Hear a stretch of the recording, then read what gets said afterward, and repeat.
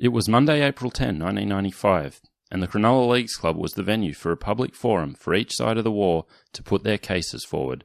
Among those at the podium was arguably Super League's biggest signing, the recently retired Australian captain Mal Meninga. It was a chance to put forward the players' perspective on the benefits of Super League and settle a rowdy crowd. Instead, in just 16 words, Meninga managed to create a frenzy. This is the letter, the 15th chapter in the Rugby League Digest in-depth investigation of the Super League War.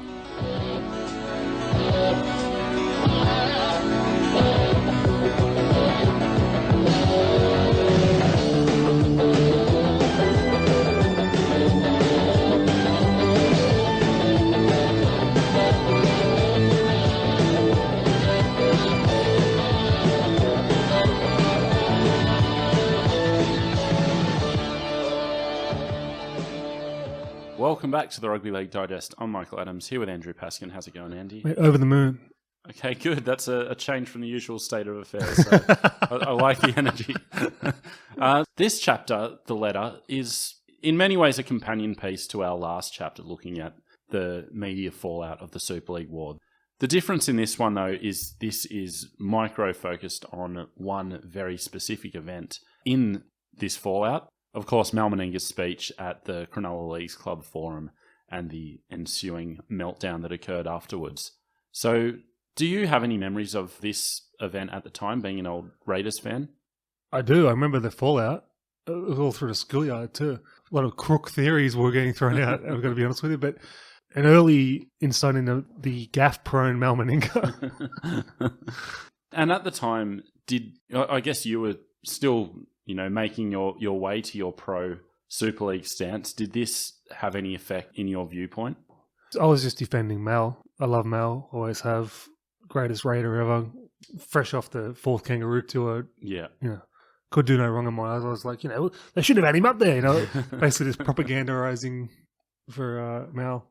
So Mal really took a hit over this, and it became pretty ugly throughout 1995. We're going to look into all of that. I want to start by just looking at Mal Meninga in early 1995. So he'd retired after that Kangaroo tour and was very much at a crossroads as far as his future went. And this was something that was really on his mind a lot.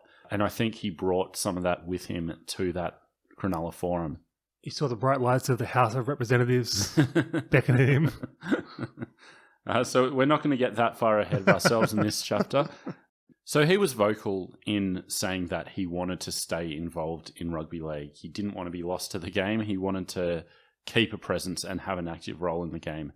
And that was something that would be given to him by the ARL, he thought, at that time. So he'd been speaking with Arthurson and Quayle about the potential of a job. And in his mind, that was all settled. That was what he was going to be doing. Part of the problem is that I don't think even he knew what that job would be and what sort of role he was even suited to. Well, I love this, the entitlement of football players. Like, well, if they'll throw me a job, who cares what it is? Yeah, exactly. As long as I'm getting paid for doing F4. And you can see that even the way that he was talking about his post-football life. So in his book, Meninga, he said, "There were obviously opportunities to remain involved in the game, but I was aware that I was not really trained to take on any of them. Whatever I did would mean buckling down and learning new skills in the middle of a football season was not the time to do that. My future was put into the too hard basket until the end of the Kangaroo tour, where there would be enough time to contemplate the options." which is reasonable thinking, but then to just wait until that's all done and then go, okay, I'm here. What do you got? But why can't he think about his future for an entire calendar year? And in speaking of his disappointment, he said, "The ARL said there was a place for me on their board. They said that, but I had to ring them about it. And when I did, they said, 'Sure, Mal, ring again when you're ready. Make an appointment and come and see us.' But I was ready then. That's why I rang. But they threw it back into my court. It was all up to me. I could tell there wasn't any enthusiasm there." Whenever I hear about footballers and their jobs for the boys' jobs, it's such a burden. Yeah. It's the entitlement of their whole lives. Yeah, exactly. And I do struggle to have sympathy for Mal's plight in this regard. Yeah. But anyway, so he said that he didn't have any enthusiasm from the league about the job. This is countered by Arthurson and Quayle, who said that, we very much wanted him to be involved. Why wouldn't they? The Yeah. guy's a living legend. Yeah, exactly. And, he was there to launch their season in early 1995. So I guess from the league's perspective, it's we want you to be involved, but maybe there was no urgent sense that involvement should be something that was, being a constant presence to the league, having a role Monday to Friday. And I mean, if you look at the history of his post-football life, it took him a while to find a job that he was suited for in rugby league. Like the 90s is a series of missteps, basically. He did okay as Canberra coach, but I don't think that was ever going to be his long-term future. I'm surprised it wasn't, though. I mean, like, the game with the greatest players don't make the greatest coaches. Yeah. But I thought he did a pretty good job. But so he was very much in a listless place in his career, as many footballers are at the end of their playing career. And so at this point in this environment, News Limited came to him with an actual job offer. This was working for Ansett, and this would involve training and equipping him with some of the skills that he felt were necessary. So the News Limited offer was something that was concrete, something that would help him develop, and having not been met with an enthusiastic response in his mind from the league, it became an easy decision for him to take a role with News Limited. I don't want to trash Mal too much this early, but how petulant a comment is that? Yeah. I mean, they weren't even that enthusiastic. It was like... I had to ring them. Yeah, I know, like... But to be fair, Ken Arthurson met petulance with petulance. After the decision to sign with News Limited was made, Arthurson came out and said, "At the end of the day, the weight of money, I say to everybody, it's no good us getting into Dutch auctions dollar for dollar with Rupert Murdoch. We'd get blown out of the water." What's a Dutch auction? I don't know. Like a regular auction? Yeah. But I think that's pretty poor of Arthurson to basically question Mal's integrity and saying it was just about money. He, got given money to go to News Limited when he didn't have an offer from the ARL to stay. Yeah. Just this, we'll look after you vagary. But I can see the hurt with Arco there, though. Just after all the fanfare of the 94 season. Yeah, tour, exactly. And then see you later. Yeah, and him being the figurehead of the game in the ARL's eyes. So he signed with News Limited. At that point, it didn't really have anything to do with Super League. So he was there to work for Ansett as far as he knew. I don't know how often he reported to work at the airport or wherever their headquarters are. But pretty quickly, as the Super League development snowballed, his role with News Limited became being one of the faces of Super League. And I guess the idea initially was to have him out in the media quite a lot representing the cause. It didn't quite turn out that way. This is one of the things, though, like, obviously it's a chapter for a reason, like, up with the Vision and the Piers Ackerman incident. This is one of the memorable incidents. But I had it in my mind that everything was sweet, and then he went to Cronulla Leagues Club, and suddenly he was, reviled. But really, as soon as Super League came out and he was seen to be on the News Limited side, that's when it started. Yeah, but that's where the propaganda started. Yeah. And then morons were riled up on Talkback and... I've got a few of those morons. No, this first one isn't a moron. This is Sherlock writing in Rugby League Week, the week after April Fool's Day. Rugby League can be regarded as having ended as a sport on the day that Australia's retiring captain Mal Meninga threw in his lot with News Limited. That day, the game that JJ Giltinan kicked off became something else, strictly business. But they signed everybody that ever pulled on a footy boot and they couldn't sign up Mal? Yeah. It's funny how much this one signing meant more than the others, like even among active players. Yeah. For some reason, Mal Meninga going to Super League became the face of disloyalty and all the rest of it. And Mike Gibson reported in the Telegraph on the 7th of April, "On the radio yesterday morning, I heard Mal Meninga described as sickening. It was a sickening thing to say. Players like Meninga and Stewart are greedy, just greedy," a talkback caller told Alan Jones.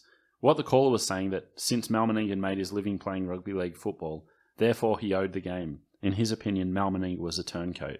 That's the equivalent of copying and pasting people's tweets in news stories now. Yeah. A talkback caller said this. Who gives a shit? Well, I do. I'm glad that column was written because it gives you an illustration of the time, and you can imagine that one caller multiplied by about 700 trillion that morning.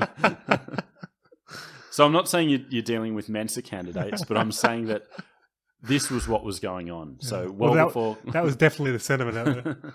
So it was in this atmosphere that Mal Meninga headed to Cronulla Leagues Club on the 10th of April to be a Super League representative and give his pitch at a forum that was designed to give both sides the chance to mount their cases. So Ken Arthurson was there along with John Rebo. Then you had legends like John Raper, other, old playing stalwarts there, and the Cronulla board themselves, who at that point, even though most of their players had already been signed, the Cronulla board were officially uncommitted to Super League or the ARL. Was John Raper there to explain where he hadn't shed blood?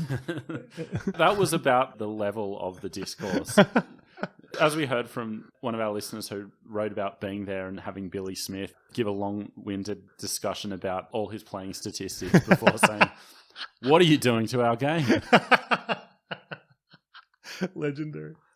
So I just wanted to touch on that fact, the fact that the Cronulla board were uncommitted at this point. So the forum was put together as a chance for the fans and members to get that whole story. And at that forum, it was the ARL side who received the overwhelming amount of support. And similar to that Footy Show episode, the Super League side of things was shouted down at many points during the night.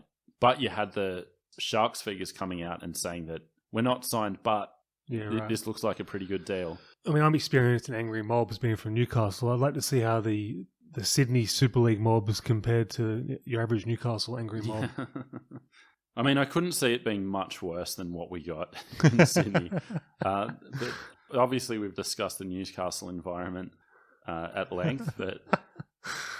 But funnily enough, Peter Gow, who was there at the meeting, assured everyone that there was no truth to the rumours that he was, involved and was pushing Cronulla to Super League. In the big league, he said, "I'm just sick of the lies being told by the media. I was not in Perth signing players, and I will tell you that Cronulla is still linked to the ARL and will play in that competition." Which doesn't really make much sense when you have Shane Richardson from Cronulla in Perth signing players to Super League. So technically, he's right. So I don't have the date on me that Cronulla did officially align with Super League, but certainly this event can be seen as them putting their toes in the water and, playing their hand just slightly. But think about the people that would attend this event. Does that seem like a pro Super League bunch to you? No, exactly. Yeah. But at this meeting, you had Barry Russell speaking about the fact that Super League was Cronulla's only chance of survival. And you have to remember that they were the primest of prime candidates for amalgamation in this period. It's a shame we didn't get that. So John Rebo offered them one of the 3 Sydney licenses there on the night, which I think that maybe anyone who was there can recount whether anything shifted in the room with stuff like this going on. But you could see Sharks fans very quickly changing their stance presented with something like that. From a business perspective, I mean, our hands are tied, right? Yeah. I'm sure if West were offered a license, they would have jumped as well. Exactly, yeah. And Cronulla, even more so than the Bulldogs, have nothing to regret from going with Super League. There is no way we are talking about Cronulla as a team if they stayed with the ARL. I mean, how important was ET, though? I mean, say ET had retired in 93 or something. Would they even have wanted them? Yeah. But I mean, that's the thing. Like, Cronulla showed enthusiasm from the outset, which the other Sydney ARL clubs didn't do. So from, say, November, December on, they took initiative and actually approached Super League. So this meeting was already going along, at a rollicking kind of tenor and a lot of shouting and all the rest of it when Mal Meninga got up to the stage and talked about why he was for Super League. And his quote was very short but did all the damage. "I played the game for 16 years, and what have I got out of it? Nothing." Did someone not proofread that? Surely to Christ, someone was going to have to proofread that. It seems that Mal was left out on his own. And I don't know if maybe there was some coaching on what he should have said and it just slipped out, but... As far as not a good look goes, that's in the top echelon of not a good looks. But I know what he was trying to say. It wasn't that. No. It's Mal. Yeah. You saw his political press conference. Yeah, exactly. He's not a great public speaker, simple as that. No. It's funny because I watched his Immortals induction speech in preparing for this episode. And even now, 25 years after this speech, it was almost touching in how can I say this without insulting him, how not very good it was, but it was Mal, it was authentic, and he spoke from the heart, but that didn't lend itself to, these eloquent statements on what rugby league meant. you had to kind of pull that from between the lines. He's one of the greatest ever rugby league players, not Peter Ustinov. Yeah. We've got to cut in some slack. Yeah, exactly. Not much slack being cut to him this night. And almost immediately he realised the mistake he'd made. So later he said that he got in the back of a car and thought, I wish I hadn't said that.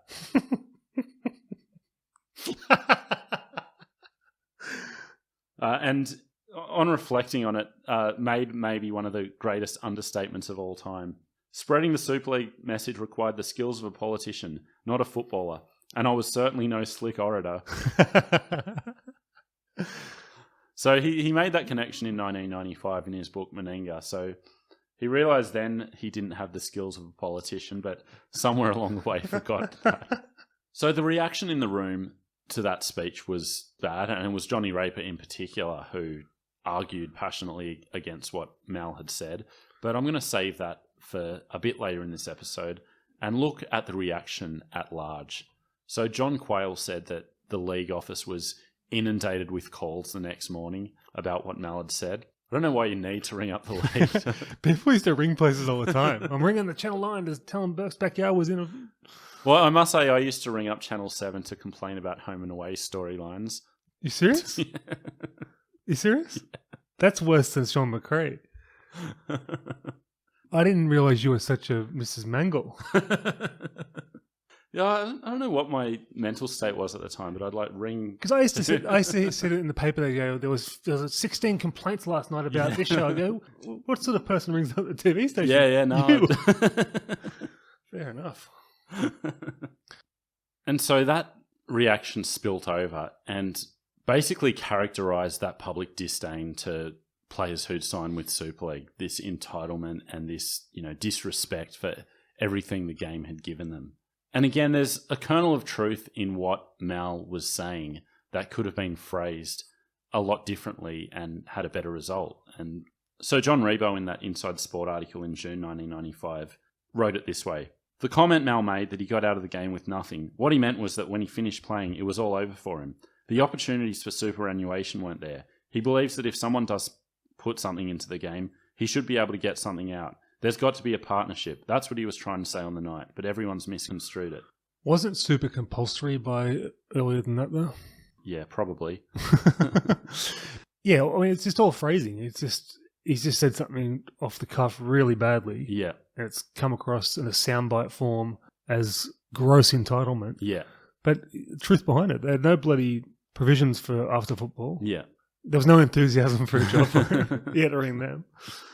And in the aftermath of this, the way it became so distasteful, this is where, as a media organisation, you'd hope for better guidance for Mal and a better plan as to what to do, how to respond to the situation. So how they responded was to largely shield him from the media, take him away from it, to not give him the chance to clarify, to make his point in front of a less hostile room. It's things like this that resulted in these robotic media-trained footballers now, where you don't get any authentic view or anything like that because of incidents like this.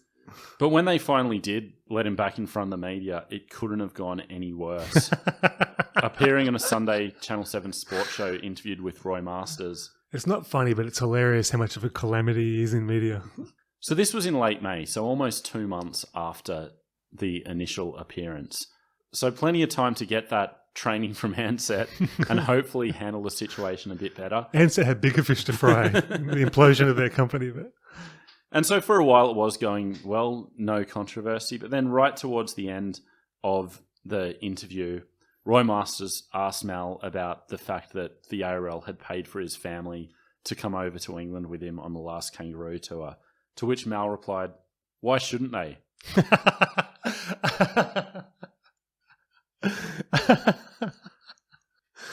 That's just the footballer.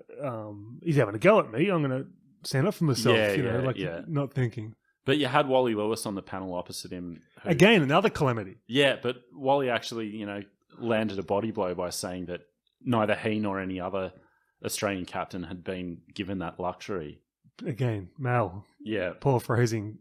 And it gave Ken Arthurson the chance to say something like, he's the only one. All he had to say on television was, it's a lovely gesture. And basically for there, the rest of the interview is forgotten. And all the setup work he'd done to redeem his public image, like he just doubled down on it. Look at it logically, right? They forked over, $5,000 for his family to come. He didn't earn as much as they earned post-Super League in his career. No post-football provisions. His point is valid. Just, again, terribly worded. Yeah.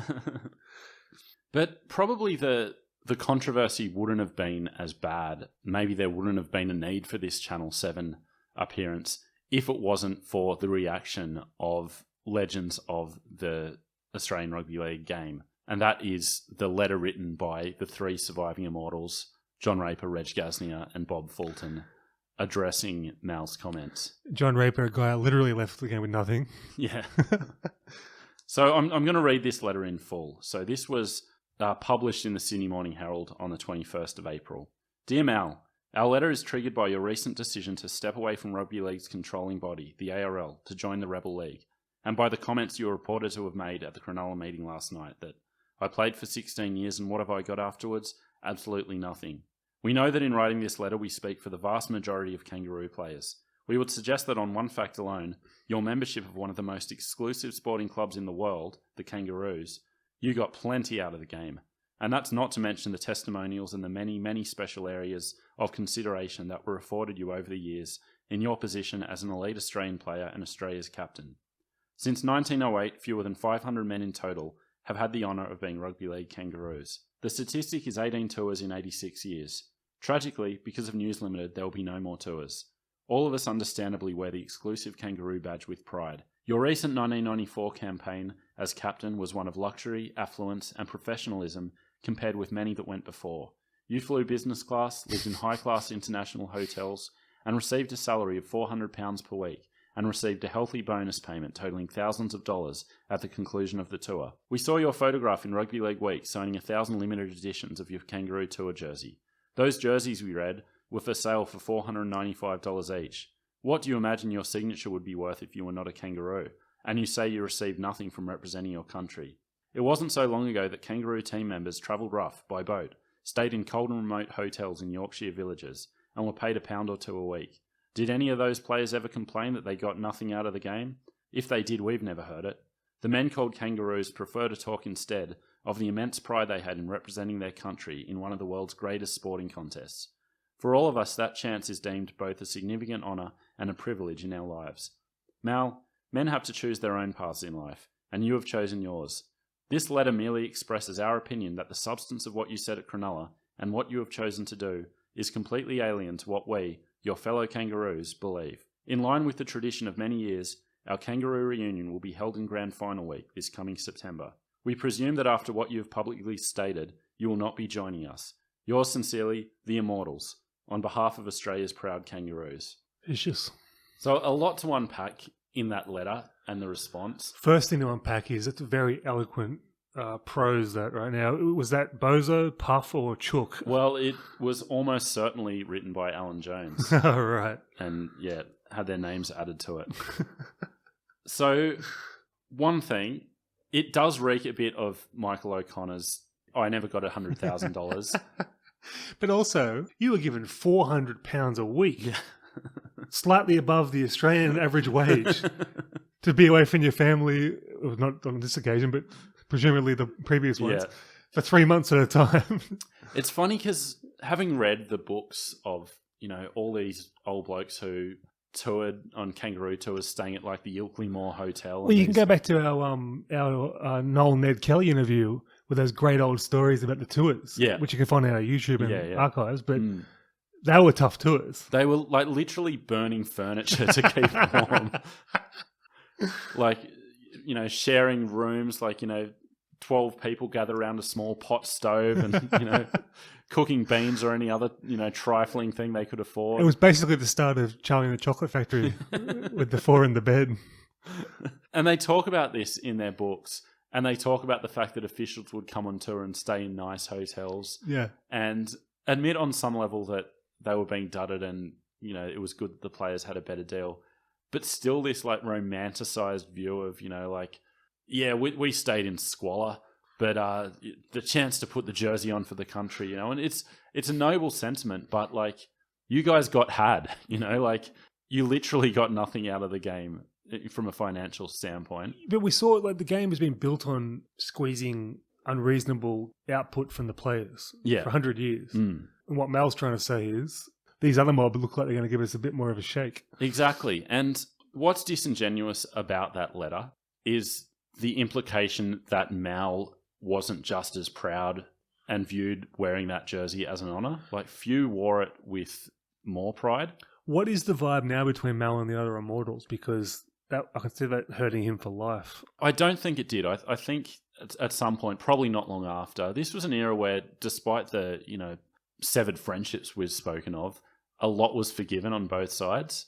I think there was a lot of, I don't know if he ever got back in the good books with Johnny Raper. I don't know. I can see Chook over a couple of beers saying, mate, it's heat of the moment. Yeah, it's all been forgotten. Yeah, I hope it was. Yeah. Certainly with Bozo, Mal and Bozo had a long-standing relationship, which we're going to talk about a bit later. And I think that bond was stronger than what this letter could undo. It's good news. It's probably over a couple of beers. It was all Alan Jones, And you did see them on stage shaking hands when Mal joined the Immortals a couple of years ago. I can't stand the thought of the Immortals not being mates. Yeah. So I say I don't know if Raper and Mal ever got back together. And I think part of that is that the vitriol was coming mostly from Raper. So at that meeting, as I said, he was the one that challenged Mal directly.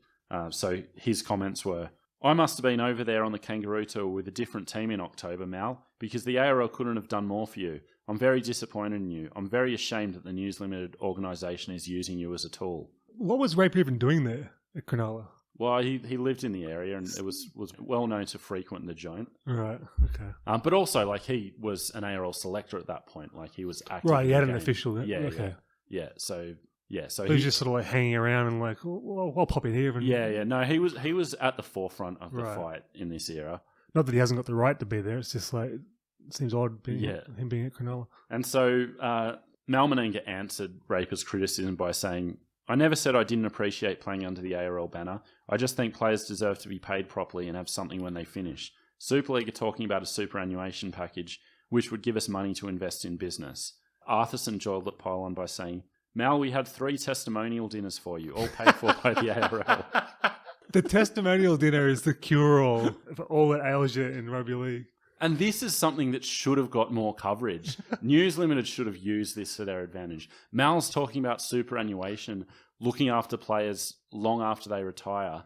Arco's saying, we'll throw a testimonial dinner. I've heard of testimonials being mentioned for Cameron Smith. Yeah. Why are we still having testimonials? Here, at this point in 1995, it's sweet, it's quaint. I think we covered the Cameron Smith testimonial when we were doing the weekly show, but they have no place in this decade, this century. Imagine if LeBron had a testimonial.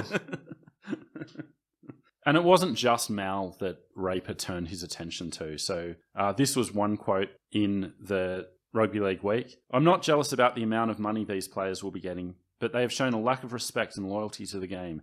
The ARL have looked after the players, particularly the representative players, but in a blink of an eye they've sold out for a quick buck. How can you trust them after they've done this? Rugby League can do without being run by powermongers who are not interested in the game.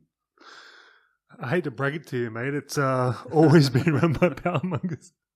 And this was my probably my favourite Raper invective. Talking about Graham Murray's role with trying to convince Illawarra to sign, he claimed that Murray was guilty of treason, should not be allowed to attend Steelers games, and biggest of all, should be banned from the Illawarra Leagues Club.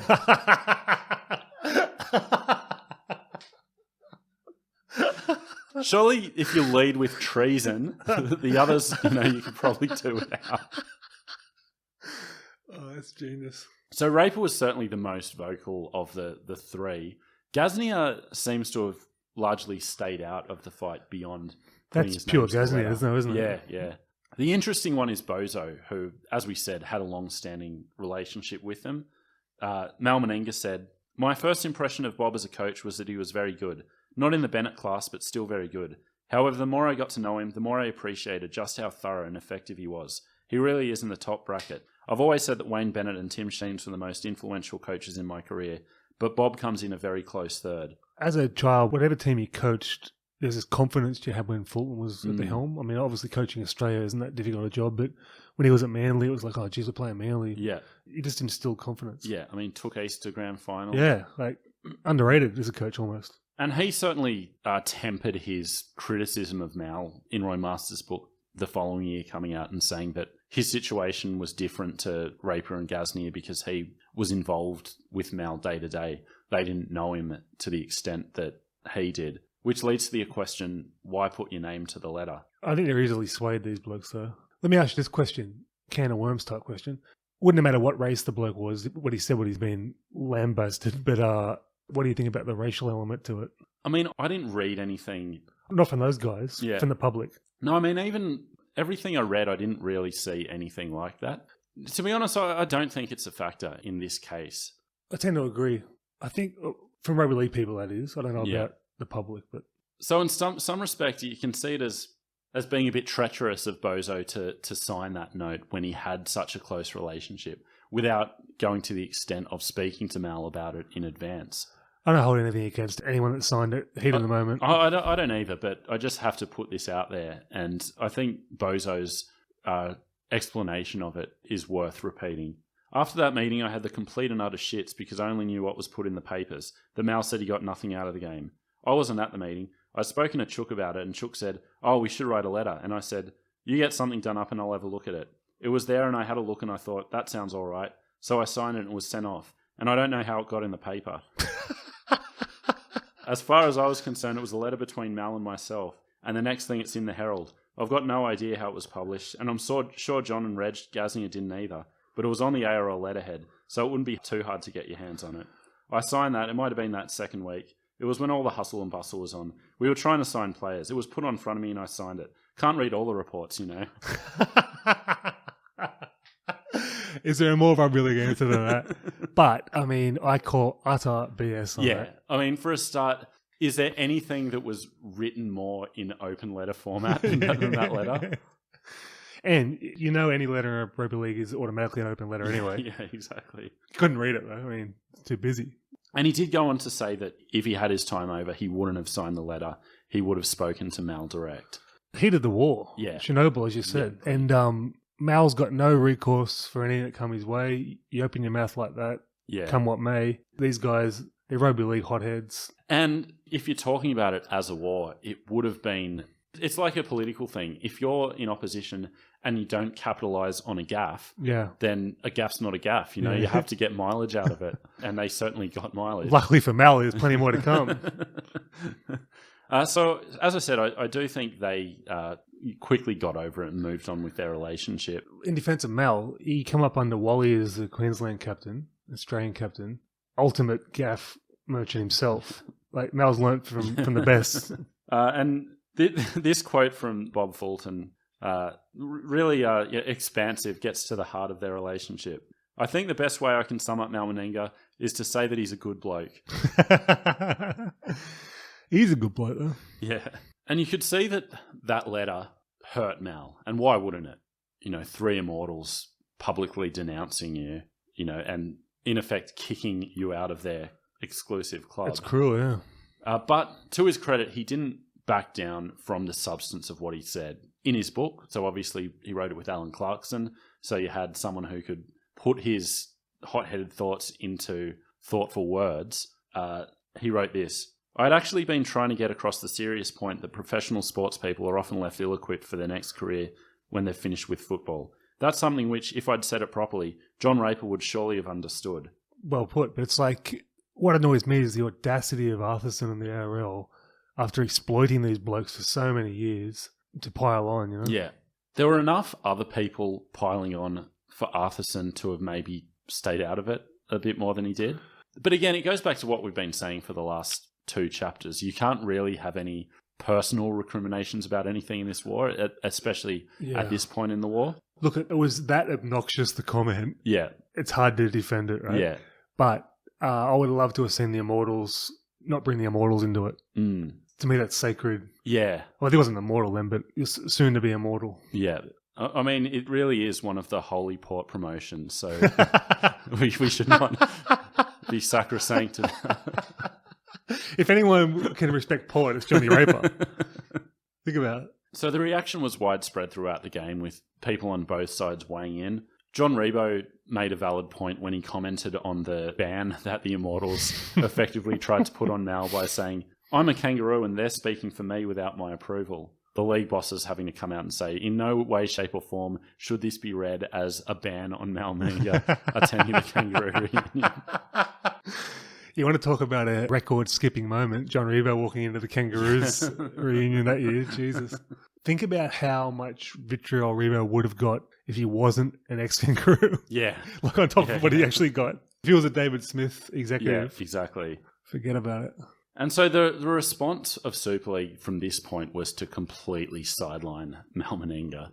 So there were no more, public addresses. Well, I've got to say, as a lazy person, it's a great way to get out of any duties. But funnily enough, we go back to the Blitzkrieg and that whiteboard, which listed potential weaknesses as Mal Meninga. And that weakness wasn't made explicit. But I wonder if they brought him on board and found those deficiencies and, in terms of having him as their spokesman. But this is the thing, right? I always saw him as quite intelligent. Like, there's a lot of dumb footballers out there that you wouldn't want representing you. I always found him to seem quite with it. Yeah. During the 90s, whatever. It's just his public speaking has let him down. Yeah, exactly. And I guess if they were thinking of him being used in that role, maybe they were having second thoughts. Maybe they knew something we didn't with the whiteboard. Still, they let him go out there and put a Uzi to his own feet. Yeah. But the ARL, to their credit, they realised that this antagonism between them and Mal wasn't helping anyone and attempted quite quickly to smooth the waters. And one of the things they did was to invite him to the grand final as part of the parade of legends they were putting on to commemorate the end of the Winfield Cup era. As fans, though, it wasn't helping. It was like watching your parents fight. Yeah, or something. exactly. It's like, no, like, Christ. And so I think it was in that spirit that invitation was sent out. And, Ian Heads wrote, Mal Meninga has been invited back into the fold on grand final day. Meninga's ready acceptance of the invitation is a pleasing feature of a day in which the focus will be on pure football, as it should be. And that should have been the end of it, except that Mal then went and declined the invitation. This led to speculation from the press that he had been lent on by News Limited to not be there in attendance. And I think there's something to that. So at the National Press Club, in the lead up to grand final week, Mal was giving his speech. And again, it was a much better performance than that night at Cronulla Leagues Club in April. So I think you can put that down to months of hopefully some media training, having a less hostile room, being able to say something that was prepared and something that he could think about, not just fly off the handle. But that's the footballer mentality. They're trained to not back down. Yeah. When there's a hostile environment, they respond poorly. Exactly. But I got to say, he did handle the question time at that speech quite well. There were no gaffes or anything there, except for the point that he was asked about the non-appearance at the grand final that week. And his reasoning was, well, the Raiders aren't playing and I've lost interest in the grand final. But more importantly, the school holiday starts Saturday, and I certainly want to be there with my family, and they've decided they didn't want to go to the football either because the Raiders aren't playing. And I think they take precedence over anything the ARL does. Where that falls apart is it was being reported before the Raiders lost that Mal was no longer attending the game. Right. So it's just, reading that was sad. That should have been a nice end to the saga. Mal there on grand final day. I'm on this side, you're on that side, but we can both celebrate what we achieved together for a long period of time. Yeah, it's not the end of the world, though, is it? It's not the end of the world, but, Just glad that he had that awesome run with the Queensland team and the Kangaroos. Yeah. I mean, now he's back to being the living legend. Exactly. So, in light of all this, I wanted to look not only at the reaction from the Immortals, but the rest of their contemporaries to see what the old players at the time were thinking about Super League. And it wouldn't surprise you to know that the dominant sentiment was anti-Super League. And you could see that in the earliest weeks of the campaign when John Singleton was recruited to put some ads together supporting the ARL and got some old players together for the campaign. And so one of the speakers that John Singleton got on board was Rex Mossop.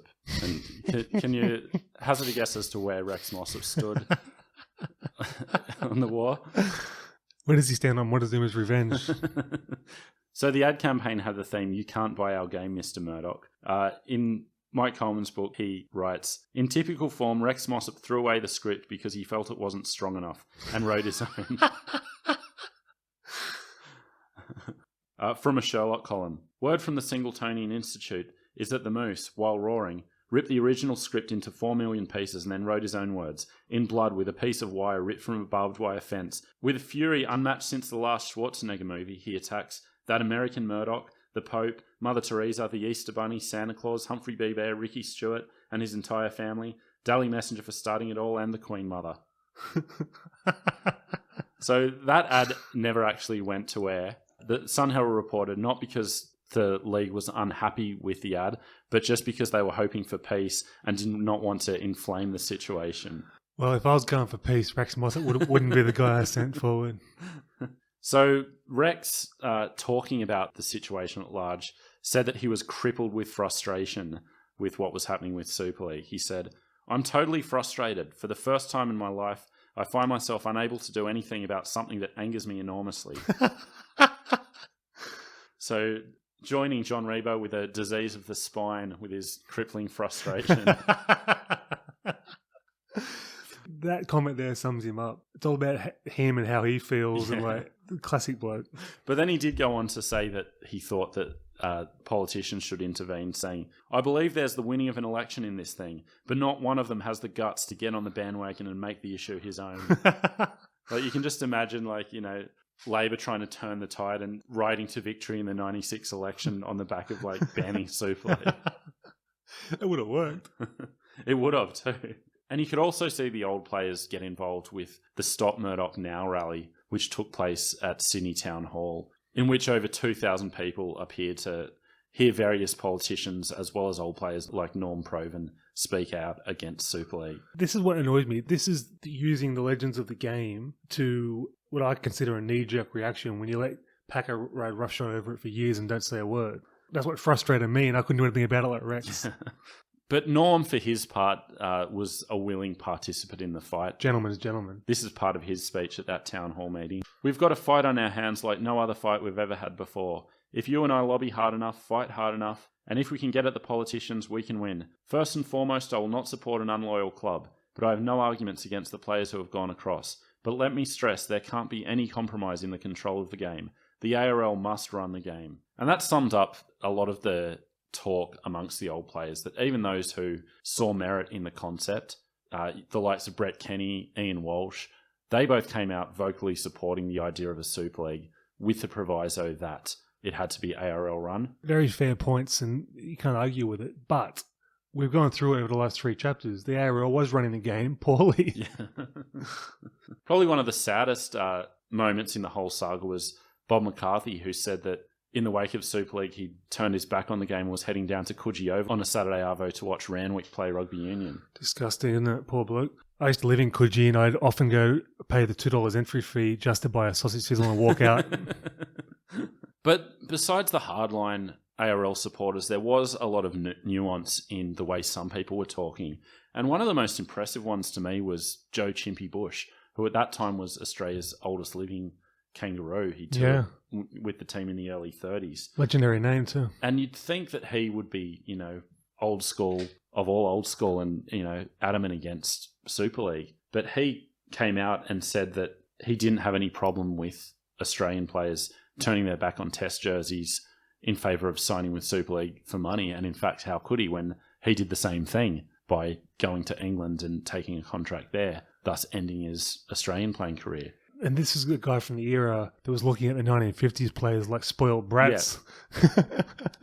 And you have to remember, we lost a generation of potential Australian greats in the 40s, players going over to England, Arthur Clues, Vic Hay, Harry Bath, the list goes on. Yeah. Players who either cut their Australian careers early or never got the chance to play for Australia because they took the better money on offer in England. You have to remember that Rex Mossop himself left rugby union to take up a role with rugby league in England. Absolutely. And I love this quote from Chimpy Bush. I say good luck to all of them because they're now set for life after football. I remember when we played Castleford and the Cas players were promised an extra £2 if they beat us, and they tried to kill us. Can you imagine those old kangaroo tours? going through like the north of England, playing a club side, and their local hardhead wanting to get a reputation by taking the head off your best player. Like, it would have been mayhem. Every time a ex-first grader played in the Newcastle comp, they'd all try and kill him. I really liked this quote from Frank Hyde, who was another who spoke with nuance and an understanding of the concept of Super League. 30-odd years ago, I wrote and said that the expansion and best interests of rugby league were not being served by the retention of so many clubs in Sydney. That's when we had 12 teams in the first grade competition. Little did I realise that the day would dawn when the competition was extended to 20 teams, and would largely be those new teams which would be frontrunners in bringing about the current untenable situation in which the established rugby league finds itself. See, that's common sense and proper thought process. I mean, what we need in the game, less emotion, more thought. Exactly. You can count on 5 fingers the amount of people in the game over 100 years like him. Yeah. Where Frank Hyde went against the Super League concept was a distaste for how much it was about money, when he was like very much a future of the game kind of guy. Yeah. So among the handful of players who vocally supported Super League, you had Noel Kelly, who basically took shots at whoever was in front of him. Didn't really have much allegiance, but had strong criticism for the way the ARL was running the game. And when there was a head of judiciary position up for grabs at Super League, he said he might apply, saying due to his many appearances before the judiciary, I know about it better than anybody. If I was the boss, there'd be plenty of blokes left on the paddock. I love that guy. So his old Kangaroo teammate, Kevin Ryan, was also, had been at loggerheads with the league for a number of years. We saw in our interview with him that he and Quayle basically fell out terminally over the draft issue in the early 90s. He was being considered for that judiciary post, so he was someone who was certainly amenable to Super League. I think he would have been a great appointee. The one that really annoyed the league establishment was Graham Langlands, who filmed an ad for Super League in 1996. I mean, if that isn't Chang to a T. Yeah. And what really upset the league about it was... From the Philippines? Or? He came back from the Philippines. But this is kind of where the league got angered about it. So because he was not an Australian resident, he didn't have Medicare to cover his medical and hospital expenses. He had to come back for a back operation. The league foot the bill for like the whole thing. God. And then he's come back and did the Super League promotion, which like you could tell that they just offered him some money. I don't think he like thought passionately about Super League. I think he just, It's not polite to speak ill of the dead, but is this bloke one of the worst blokes in the history of the game? Or yeah. Every story is about him being a nightmare. So in 1997, he was asked more about his Super League allegiance because he took a job then as a recruitment officer for Canberra. And obviously with all his loyal St. George men on the other side, it was viewed as some kind of betrayal. And he said basically, I was coming back from the Philippines, I needed a job. There was nothing doing at the Dragons, which I could understand, but I still needed a job, so I took this one. Nothing wrong with that. There's something wrong with having your back paid for and then doing it out against them. And he was asked how his mate Johnny Raper would take it, and Langland's response was, Chook seems to be blowing up a lot these days. He had a bit to say when I was involved in the promotion for Super League's Anzac Day test. I don't know. He might blow up, but he'll get over it in a couple of days. So Mal, to his credit, expressed regret for the way his comments came out, but stayed vocally and passionately committed to the Super League cause. He didn't back down from the substance of anything he was saying. And you mentioned it earlier, but I think it is not only a fitting end, but so important for rugby league that those bridges, long mended, and he's back as just an undisputed legend of the game. There are a few people who still hold something like this against him. I never think about it. No. To me, like the game's pretty much healed, 99% healed. There's the odd holdout, North Sydney fans that won't go to the game. Yeah. Gus Gould. Just there's the odd anomaly, but I think the game's pretty much healed. Yeah. But I was in two minds as to whether to end on this note. Partially because I didn't want to dismiss the argument that Mal Meninga was making and to take away from the substance of what he was saying. I ultimately chose to end with this quote because I think this is more representative of what Mal Meninga really thinks about rugby league and what it's given him. This was from his book, Meninga. I'm a very lucky man to have chosen the game of rugby league as my sport. It's been so good to me and given me opportunities I could not have dreamed of when I first picked up a football back in Queensland in the early 60s.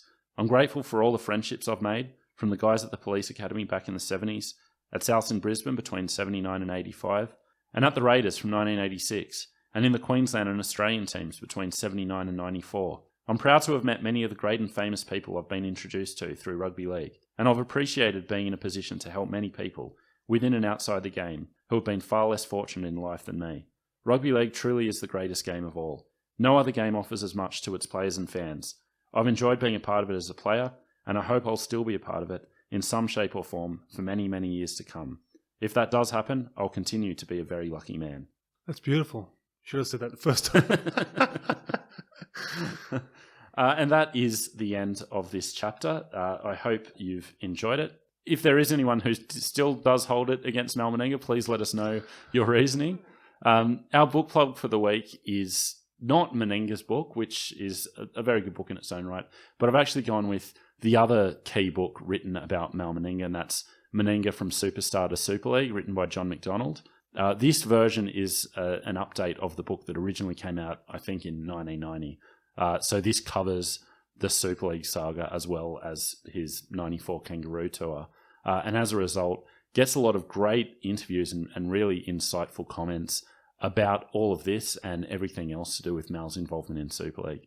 To sum it up, it's a heat of the moment gaff. Can't believe we're still talking about it this many years later. Let's forgive the guy, move on. The game's much bigger than this. Amen. So with that, we will speak to you next week. Toodaloo.